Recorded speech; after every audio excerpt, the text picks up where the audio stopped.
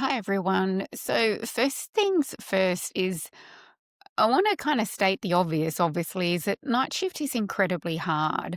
So, if you're feeling exhausted, constantly foggy, or just like a zombie, let me tell you, it is absolutely not your fault. And you're not broken. Your body is one incredibly amazing machine. It's just being asked to do something that it wasn't really designed for, and that is, working night shift. You get the bright lights at 2 a.m., you're maybe trying to sleep during the day. It's really a constant battle with your biology. And yet, here you are showing up anyway to work through the night. That's really something to be incredibly proud of because not everybody is cut out to do it, by any stretch of the imagination. So, what's one thing that can make a real difference in how you function through that night shift? And the one thing that I've really found from working with my clients over the years is basically something called having that pre-night shift sleep. Think of it as like your secret weapon for alertness and stamina on that night shift. Now, I'm going to be real with you. It's not a luxury and it shouldn't be a luxury. Having that pre shift sleep before that, going in for that first night shift is a strategic intervention based on circadian biology and neuro cognitive science. And yet, most shift workers, I think we know that we should be doing it. Most shift workers know that we should be doing it, but don't. And they struggle to implement it for various different ways, which I'll talk about in a second. But that's something that, I want to work on to help you to fix that today. So, why pre sleep is absolutely non negotiable. If you go into a night shift with zero sleep, it's like expecting your mobile phone to survive a long night shift on a 10% battery charge. Like you just wouldn't take your mobile phone into your night shift or any shift for that matter when it's just about ready to run out of charge. And that's essentially what you're doing when you go into work without having any sleep beforehand. You can't really perform at your best without recharging first. Here's what happens to your brain and body when you go into work without having any sleep. Firstly, from a brain and cognitive perspective, your reaction time is dramatically slower. Um, After about 20 hours of being awake, your performance can sometimes resemble someone with a blood alcohol level of 0.1%, well above the legal limit. And the research is out there to illustrate that. Decision making declines, so making it harder to think clearly or respond quickly, which is a major safety risk certainly in different types of occupations, depending on what it is that you're doing. But if you're operating machinery, then that's obviously a huge safety risk. Your focus and attention tends to dip. Tasks that are usually normally simple to do, particularly during daylight hours, suddenly feel frustrating and prone to error.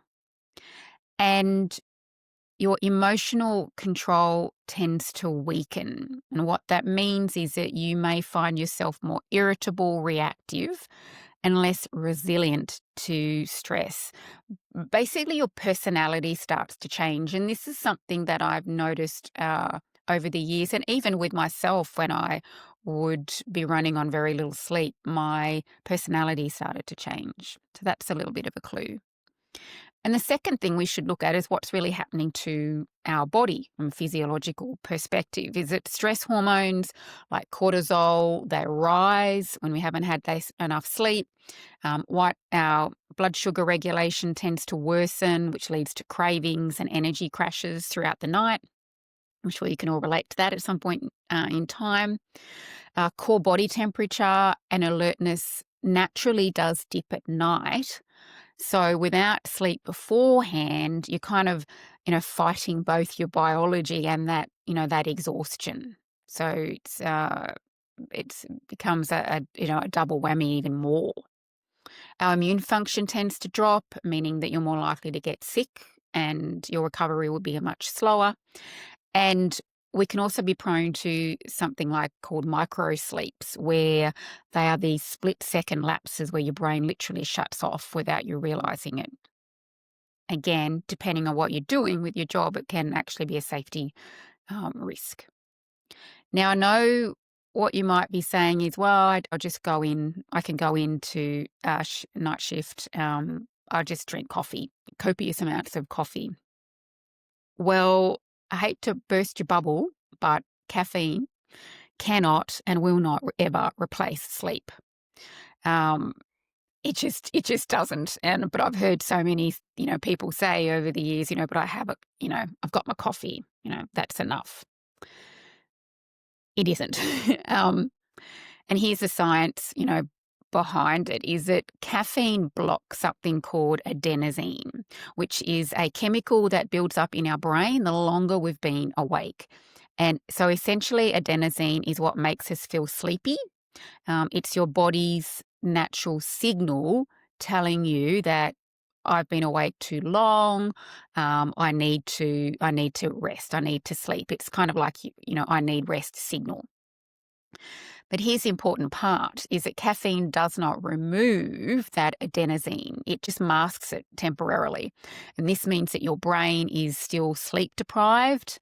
It's just not telling you the whole truth until that crash hits later on.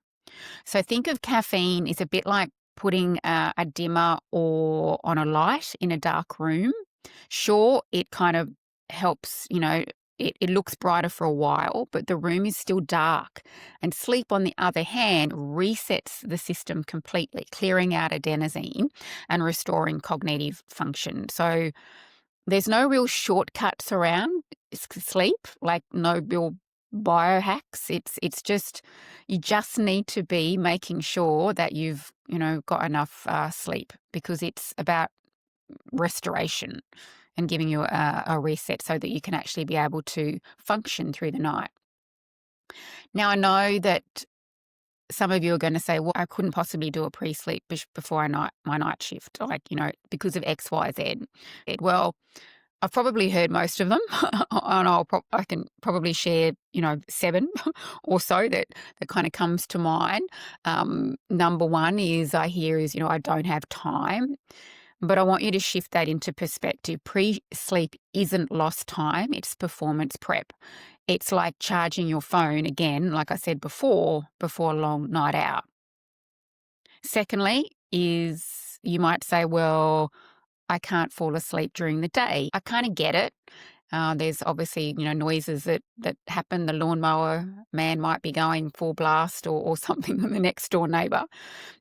Daytime sleep does feel unnatural because your brain is, still keyed into those daylight signals, that light, that noise, and so forth. But things like blackout blinds, using eye masks, etc., can make a difference to this if you really want to.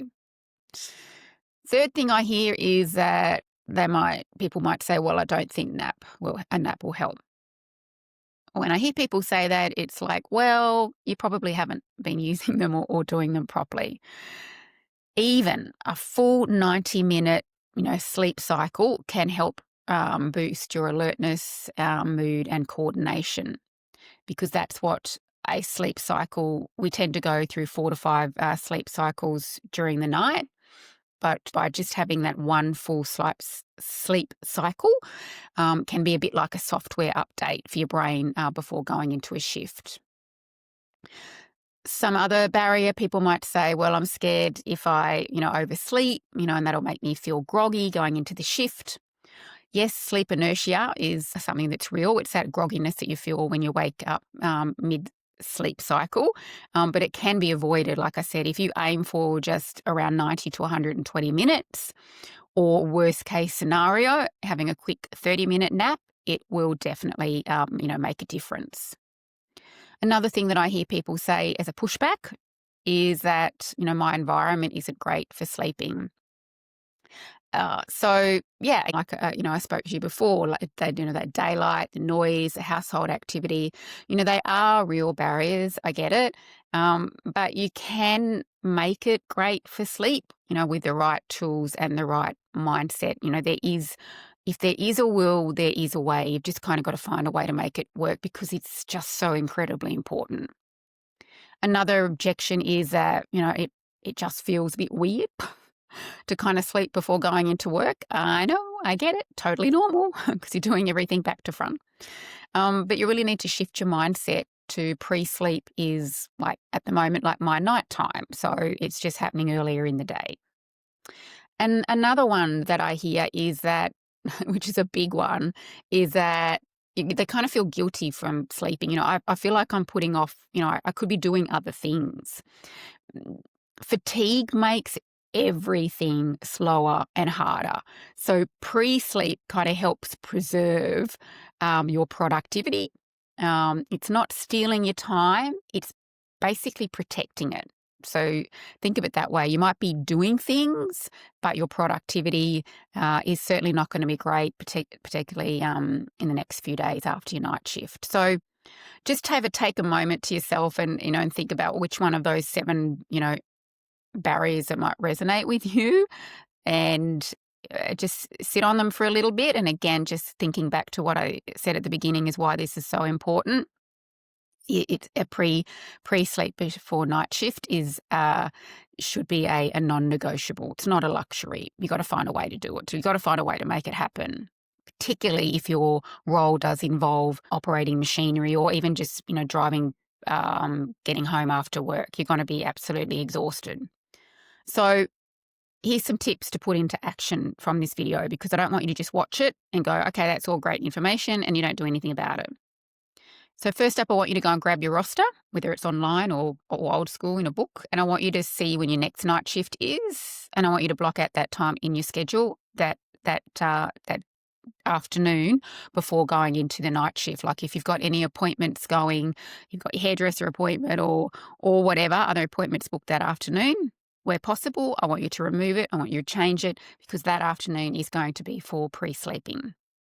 So schedule it in, remove all the other activities. And I'll give you an example of when I was working with a client once. She said, "Oh, Audrey, but that's my pickup time for my kids. That's when I'm normally, picking up my kids. I can't possibly sleep then." Again, I totally get it. These are some of the commitments that we have.